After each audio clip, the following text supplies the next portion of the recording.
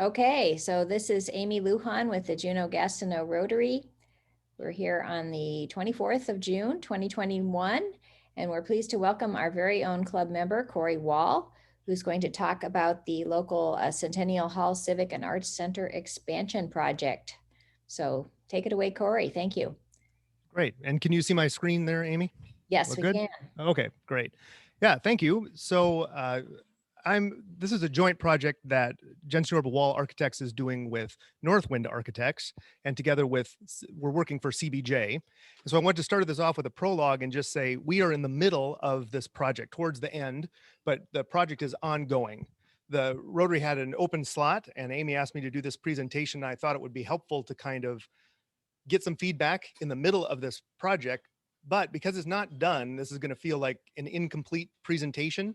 Some of the drawings you'll see are a little bit in progress, and I won't have a lot of conclusions. And so this is going to kind of trickle off at the end. And so questions like, how much does it cost? And how are we going to do this? And what is the phasing and the schedule? I won't have any answers for that. And so I apologize ahead of time. I think this is sort of a preview of what will probably be a bigger presentation if this moves forward in a couple of months, when we'll have more conclusions and probably somebody from CBJ and Northwind with me to do more of this presentation. But Sean Boyley, the principal that's working on this with Northwind, is out sailing around Admiralty right now, so he couldn't be here, and so I'm doing this solo. So I just wanted to apologize ahead of time about that this is going to feel a little bit incomplete at the end as this trickles off.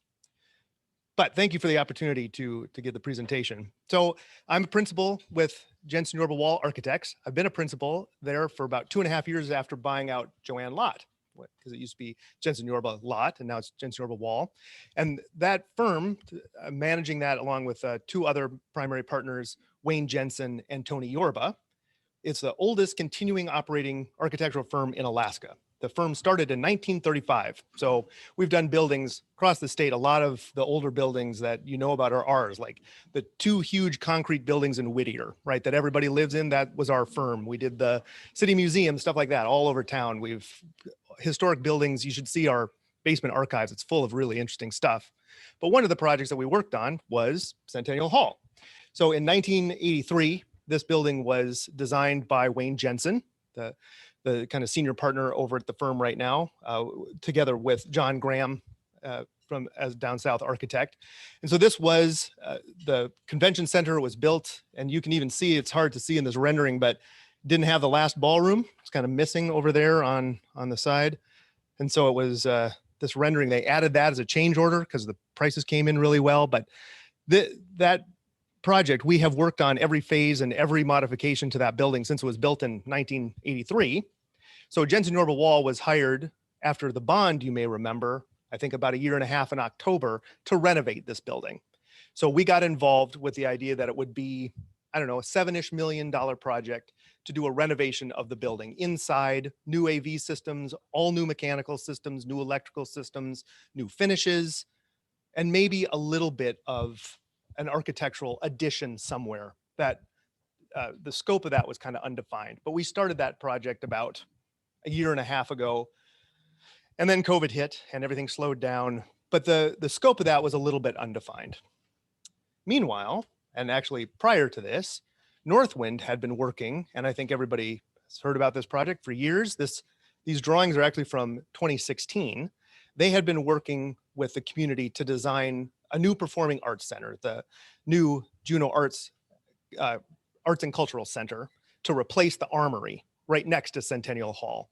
And so as part of that process, they had a lot of public meetings. They had a lot of design work to figure out what should be in this building and what it should look like. And as part of that process, I have a slide mixed up. There we go. As part of that process, they determined that in that replacement facility for the Armory, there would be a number of components to it. One is a replacement for that Armory space, that 4,000 square foot flat floor multifunctional room called the community hall. The other space they decided that the community needed was a 299 seat raked floor theater. So a fully functional theater for performance spaces with a fly loft for changing scenery, an orchestra pit, and a balcony. So a multi-story raked floor, high quality theater space with full on backstage support, including a scene shop and dressing rooms and green rooms and everything that would go with it to make this a loading dock to make that a high quality theater space where you could do great performances. And then a second performance space, a black box theater, but kind of a really enhanced black box theater. So a small flat floor space that could be reoriented with no fixed seating in it, but also with some connection to the outside. So instead of just a black box, like maybe some people have been in, like the Phoenix Theater, Perseverance, this would be a multifunctional space that could open up to the outside, and you could do outside performances, or you could even have windows in it and have a ballet performance, all sorts of possibilities in that. But those were the three major spaces. And then along with that, a replacement for the art gallery, which is sort of how the Jack got started, but a high quality gallery with higher ceilings and better lighting to show off community art, a gift shop to sell local art, and then a couple of public spaces, including a cafe and what they were calling the hearth space. So a space around a fireplace where people could gather. So all of that was really vetted for a long time over many public meetings. And that was what was going to be in the performing art side. So that design culminated in these drawings that I think probably a lot of people have seen, the new Jack.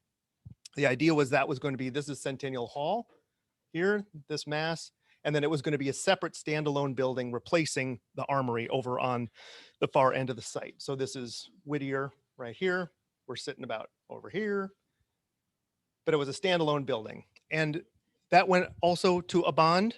And because of the reaction to that bond, they decided to at least put that project on hold. It didn't look like they could move forward, although they have done a lot of private fundraising. So there's millions of dollars available for that building right now privately, but they were a little uncertain about how to proceed. So as part of our project, we did an analysis of Centennial Hall. This is a framing diagram of Centennial. So years ago when the project was designed, if you can kind of see this, it's a kind of a fun drawing, but it's a little hard to understand. This is the big ballroom space. These are the small meeting rooms, so there's a lower ceiling in front of all that. This is kind of where you come in from the north side. This whole section was originally designed to take a second floor. So it's completely flat. It has a concrete deck over the top of it, and it was designed with the columns and the beams to take a second floor. So as part of our renovation work, we did a new structural analysis just to make sure that we still could put a second floor over that part of the building. And we were pleased to find out with minimal upgrades for some seismic bracing down below, yeah, we could put a second floor onto that building. So now I got to go back. Sorry, my slides are a little bit out of order here. So one component that has been talked about, but was sort of missed in the idea of just renovating Centennial Hall and doing the Performing Arts Center, was what is needed to make this a better conference center, a better convention center. So working with Travel Juneau, who books a lot of meetings from out of town, what we found out was that the existing building works really well with the big ballrooms that we've all been in. There's no dividers in that. It can be, there's no central columns anyway, no central structure, but it can be divided up into three, or it can be one massive 12,000 square foot room. It's kind of unusual in the state to have a room that big.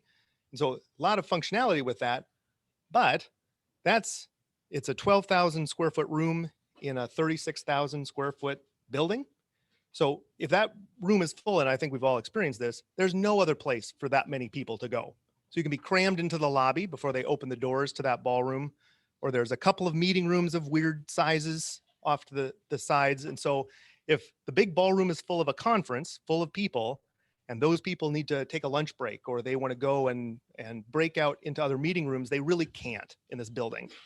So what Travel Juneau was urging was an addition or expansion to Centennial Hall that would provide, first of all, a better lobby space. Right now, the lobby is fairly low, fairly constrained. That would take, if that ballroom was done, then those people could come out into an expo space or a spillover space outside that would fit all of those people that were in the ballrooms.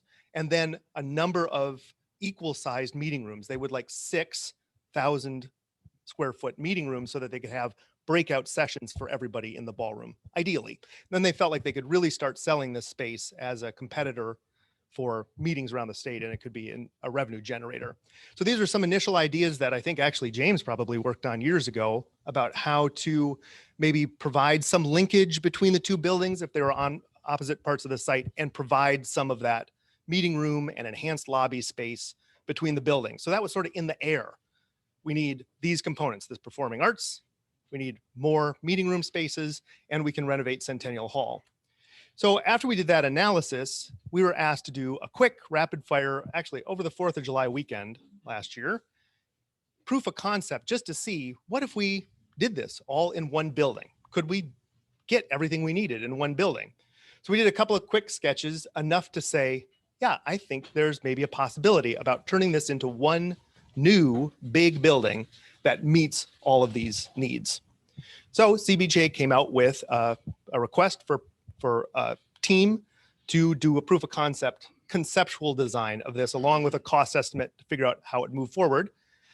So rather than compete, Sean and I decided to team up together. So Northwind and Jensen River Wall are working together on this project as just co-equal partners to try and figure out how we can do that. And we've been working on that probably for the past 2 months, and we're going to wrap that up here within a month or so, or maybe even just a couple of weeks. So we had a meeting, and hopefully maybe some of you, I know Amy and some other people have been to these meetings. The first meeting was back in May, where we came up with a number of different ideas that we presented to the public. We've done actually three big Zoom meetings now where we presented these and got feedback. And these are kind of hard to see, but we came up with 3 different schemes. And essentially, they were a range of saying, what if we really spread the building out over the whole site and had kind of 2 buildings lightly connected, like you're seeing here in Scheme A, down to what happens if we just kind of squish everything together and then have more site available rather than the building taking up that whole site. Because as we know, fairly constrained over where that building is. So the consensus was there's a lot of value in having the building compacted, particularly because we could then keep the armory in place while we were building this, rather than having to tear down the armory is step 1. But this scheme C is a little bit too compact. So if we could do it compact, but a little bit bigger, that'd be better. So we've now started to modify that, and we've come up with one scheme that we're working on finalizing the design for and getting cost estimation on. So just so everybody's familiar, this is the site as it is right now. So a couple things to notice about that. Here's the armory way over here. Here we are way past the K2 spot, right? Whittier and Egan and Willoughby. So you can see Centennial Hall kind of takes up the majority of the east side of the site. This light gray is the little dumbbell, not little, but a 5,600 square foot lobby that's kind of dumbbell shaped, as we all know. A couple of small meeting rooms over there, the big ballrooms, and then odd parking, and now the courtyard, which is also kind of parking, and parking everywhere. And then this outline that you can see, that dashed line here, that was the extent of the new Jack building as previously proposed. So our current project has this. So this is all building. So the light blue is the lobby. The dark blue are kind of the more enclosed spaces. So you can see we're expanding Centennial Hall far over to the west, but not all the way to the edge of the site. So we're leaving this portion of the site without the building. So it can be parking, it can be public plaza, it can be space for people to kind of get onto the site, and that links it better with the parking where the public safety building got torn down over here. So we now have a good bar of parking all the way along the west side of the site. The other thing we're trying to do is really create a clear through passage. 3rd Street is actually plotted halfway through the property. And so we're going to try and make a big move where we really pull 3rd Street through as a clear passage. So it's not, when you come in on a snowy, rainy night, you know how to drive through the site instead of getting lost in that maze of parking. And then we're trying to line up a strong pedestrian linkage. That's the white sidewalk over to APK, the State Museum, Library, and Archives. They have a big plaza, right, where Nimbus is. We drive past it to get to this site, but it's a little disconnected from town or from any other public place. And so we're trying to make a strong connection over to that. So we've really pulled the circulation in 3rd Street over to the north. So this lines right up with the plaza. So you can walk out of the building, you can walk over across Whittier, and that plaza is going to relate strongly to what happens in our building. We kept two main entries. Those are the two yellow things. So roughly the same locations where they are right now. One to the north and one downtown to the south, but then putting in a strong set of canopies and drop-off zones across the top of the building. So it's hopefully will feel a little less hard to find the front door of the building.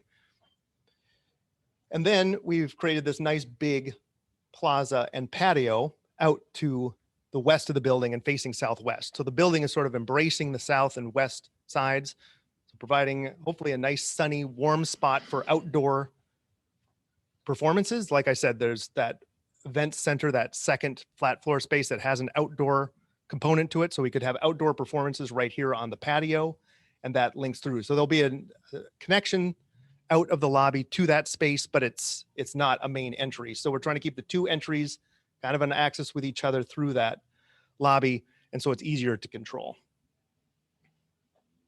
So looking at the building a little bit more, again, this is the existing Centennial Hall. You can kind of see the dumbbell lobby, and along with these 4 meeting rooms of all kind of different sizes over on the side there, the weird courtyard, and then the armory over.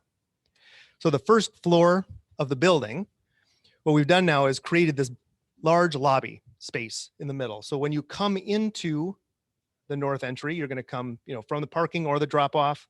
You come into the north entry or from downtown into the south entry, but you're in a more dramatic lobby space that connects from one side of the building to the other. You can see the other entry, so the passage through the building is clear. And we have a lot of double height spaces. So there's an upper floor above you, like I talked about, connected with some of these bridges arching across the lobby. But a lot of the lobby has big, tall, dramatic 2-story spaces with clear story windows letting light in from both the north side, the west side, and the south into this lobby. So some of it still is 1 story like it is right now, but a lot of the lobby is going to be pushed up and be much more dramatic space, and of course, much, much larger. So this is over twice as big as the current lobby is now, just on the first floor.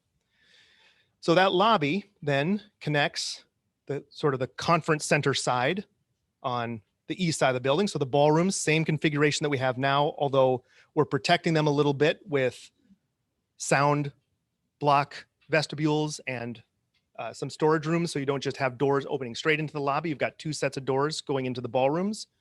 And then a reconfigured set of meeting rooms here. So we have 2 on the main floor, as opposed to the 4 that are there now, but they're equal sized, about 1,000 square feet.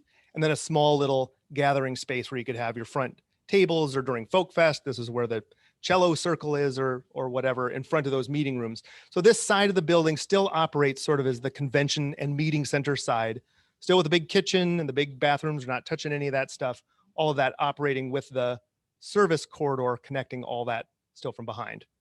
But then you've got this big dramatic lobby, and on the other side of that lobby is the raked floor 299 seat theater,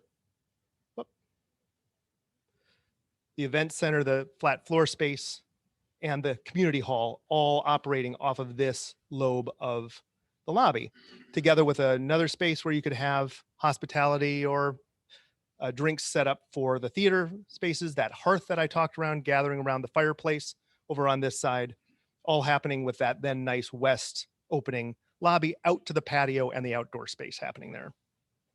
Then here, these purple spaces are those other spaces I talked about. So here's the gallery, the art gallery, which could be opened with some exterior walls or some glazing if the display allowed it, or you could close those all off and have it just be a solid windowless box in there for art display. The gift shop right in the middle of everything, so people are constantly walking around where the gifts could be sold. And then a cafe here on the end with, again, windows opened up to the south side. So instead of that lobby feeling like it's so enclosed like it does right now, we're trying to open it up with windows at every side and giving people this gathering spaces and places to sit all the way around the perimeter. And then we have the second floor. So the stairs sweep up from both sides of the lobby to this second floor space, which is sort of a series of bridges. It's still a lot of lobby up on that second floor. There's as much lobby on the second floor as there is in all of Centennial Hall right now, about 5,000 square feet. But it's not a big central space. It's a series of big, large connecting bridges. So you come up the stairs. Oh, I should mention one of my favorite things. We did a little At the landing of the stairs, we box that out. So that's the MC stage. So when everybody's gathered in the lobby ahead of going into the ballroom, that's where you do your travel raffle, right? Because now sometimes people are talking on the loudspeakers, you don't know where anybody is. So this is a little mini stage for what's happening down in the lobby ahead of going into a big event in the ballroom. So you can come up these sweeping stairs. Here's the other 4 meeting rooms. Like I talked about, again, about all equal size, about all 1,000 square feet. So we've got 6 of them all together. And that terminates in a big windowed gathering spot looking up at Mount Juneau at the end of that. So hopefully that'll be that'll draw people down that large corridor, and then keeping the exit stair along Willoughby there. Or you come over to this side up these stairs or across the bridge to the upper floor of the balcony of the theater space. And then one of the things that was really nice about this configuration, with the way we put the theater, we have this single story space that we put a roof terrace above, a large roof terrace on the south side of the building. So you can come up this lobby. Here's another little serving zone here, and then you can come outside. You have some fireplaces like Forbidden Peak out there, so you can be standing out looking over this view, but from 16 feet up above Egan. So you can really sort of start to see the water on the south side. So on a nice night, this becomes another lobby space on the exterior. Then we have a band of offices. So this is where the Jack offices would be, and some lease office spaces that would happen here on the north side for maybe Travel Juneau if they want to move in, or other leased spaces for organizations that their mission is tied to what happens inside Centennial Hall, and some upper floor bathrooms to serve all of this zone. Here in the corner, we have the sound studio. So that runs the building and is a nice, generous space for recording as well.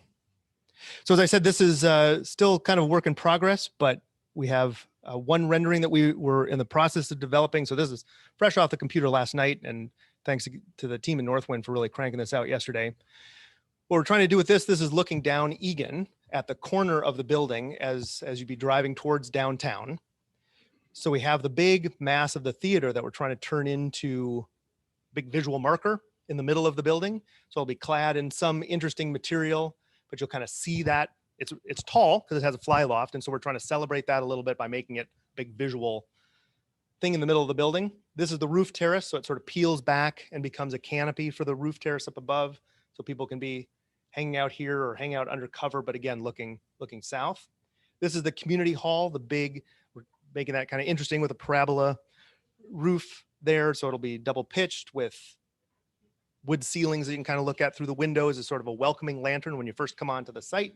So this is that replacement armory site. And then this nice patio that's looking right on that southwest corner. So the entry is around the other side. I don't have any renderings of that, unfortunately, but you're going to have to tune back in or use your imagination on what that's going to look like.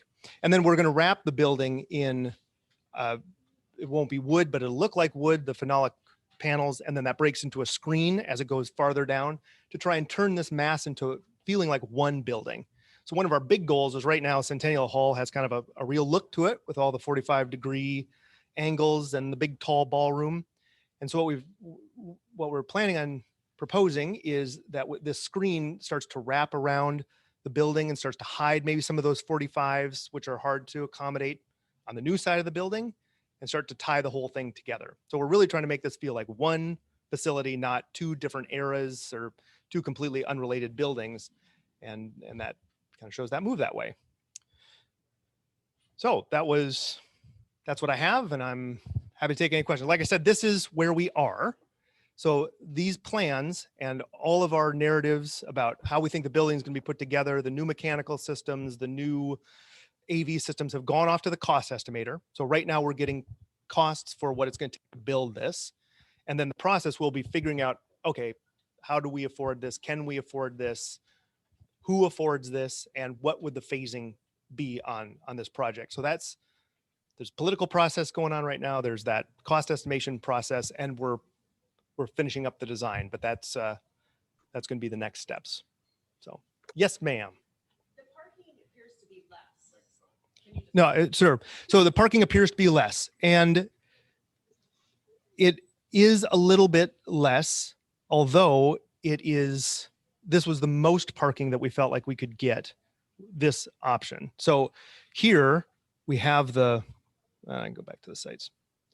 So here we have not quite 50 spots between the Armory and Centennial Hall. So one of the big moves with trying to make a smaller building on the site was trying to keep that and make it a little bit more rational with this parking happening on the west side of the building. You're right that where 3rd Street is and that mess that's happening right in the middle of the site, we're cleaning that up. And so that means there's fewer parking spots. But we believe that because of the large amount of stalls that were created where the public safety went down, they're really underutilized right now because it feels like it's way off the site.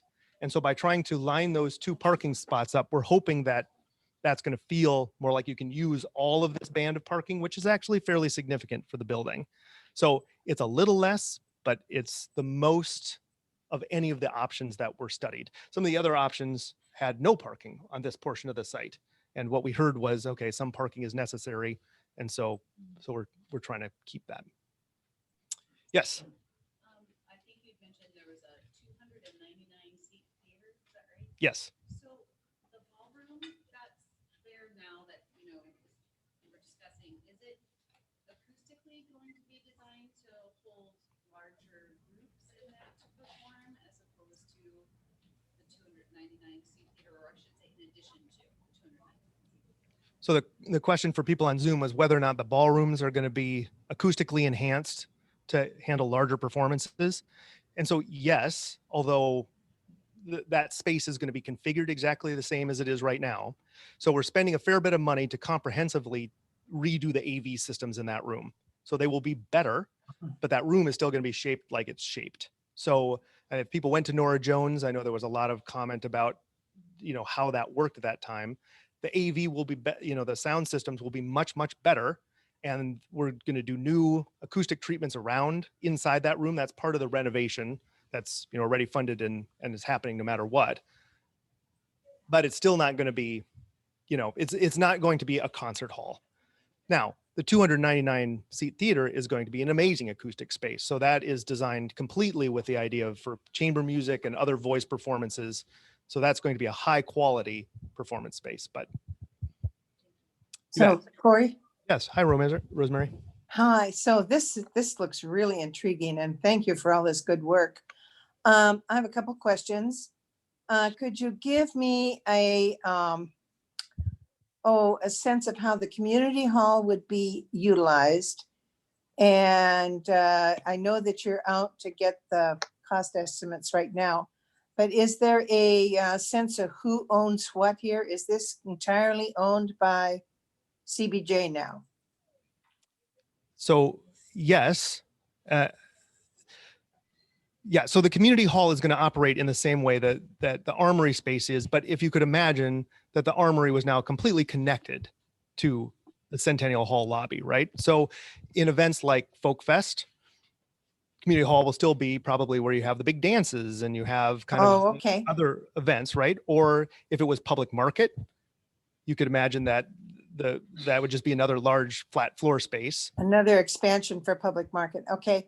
Or same thing if you have your meetings happening in the 6 meeting rooms, then you also have a 4,000 square foot room that you can have a bigger meeting that's, you know, a third the size of the ballrooms. A third the size of the ballroom. Okay. Oh, Right. okay. That's my, so, You know, and you have, oftentimes what's happening now is if you have a big event, that big event spills over into the Armory anyway, right? But now right, people right. walk across that parking lot and so the idea is that it would be a much better space, a much better Right. acoustically designed space, but it would have the same sort of functions to it. And all of these spaces, I should have talked a little bit about that, have the capability of being rented separately.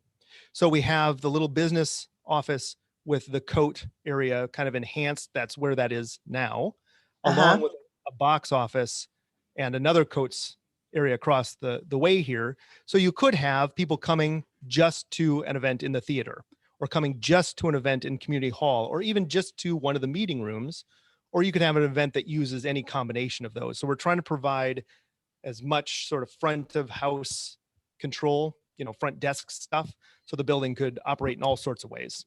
As far as who owns it, I mean, I think again, that's a political thing that there's some discussions, but everything that I've heard is that this is a CBJ owned facility and Oh, always, good. Okay.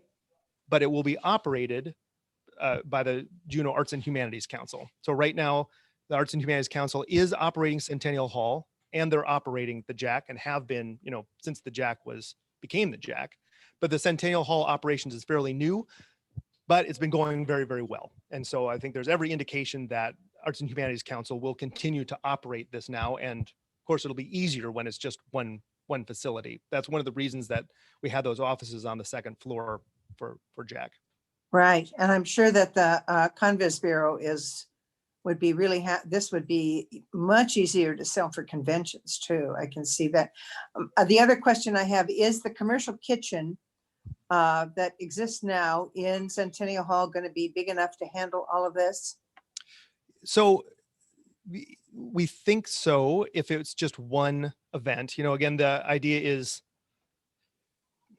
it's hard to imagine that we would really have the whole facility rented out for one big group, and then we would be serving a meal to them, right? That we would have people in the ballrooms and in the theater and the community hall, and then they'd all come and try and eat somewhere. So that would be hard in the kitchen.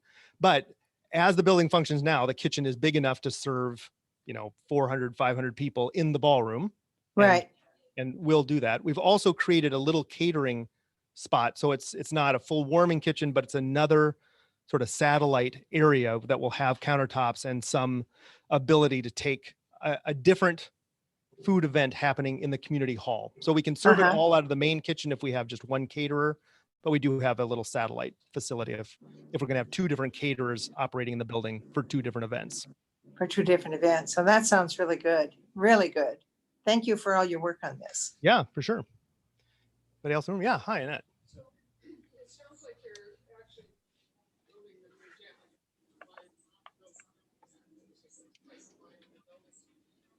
so are you going to be able to combine the funding from the bond for Centennial Hall and then the private funding? Are you going to be able to combine those together for this? I have no idea. Yeah. So, I mean, the question was about funding, about whether or not the private money will be just added to and how that's going to work. And I think, yes, there's a lot of political questions about how that will happen. The partnership, which was the group that was put together to do the new Jack, the Performing Arts Center, has been very much involved in this. And so has CBJ. So there's a lot of conversations in rooms that I'm not in about how they're going to, but yes, the idea is that money would be used for this building. How that works is a good question. But yeah, it would be some private public partnership. And then of course, looking for other funding sources, whether that's from the feds or how that's going to work. That's the next question. And that's why I'm saying the next presentation, I'm sure we'll have more answers on how that's going to happen. Anybody else or anybody else on Zoom? Hey, Corey. Amy. Hi. I just want to thank you for coming. I know you feel it's sort of an incomplete stage, but I tell you, as somebody who's interested in this, I haven't been able to attend all the meetings, but it's been hard to kind of follow all the different plans and stuff. And so it's just really exciting to see this. And I really appreciate that you've taken the opportunity to make people aware of the latest thinking on this. I know we have a ways to go, but it's so exciting. As I was, as I've been a performer in town, as you know, and as I've gone to other communities to organize events, I see that, Wrangell, Sitka, even I think it was Valdez, they have these tremendous conference centers, and we are way behind. We really need this type of facility here in Juneau if we're going to have any claim on being, the capital city and sort of maintaining that facilities that we need to service events. So thank you for your event and for your advocacy and your work on this. And I just hope that we can be kept informed, even if we can't attend every single meeting, of how we can continue to contribute and help move this forward on the political part as well as what you're doing. Well, no, I really appreciate the invitation. It was kind of, it's helped me kind of put this presentation together. And I can imagine if this goes forward, we'll be doing this as a more formal, making the rounds. So yeah, hopefully we'll be back. So thanks everybody. Appreciate it. Thanks, Corey. That was great to learn more about this project. I haven't attended many of those meetings and I've been curious about this myself. So it's awesome to see this put together. And I'm sure we'll be learning more about it as the assembly gets a hold of it and as plans get finalized and it moves along. And so we're at just about 8 o'clock. So thank you all for being here today. And thank you, Corey, for bringing this information, and meeting is adjourned.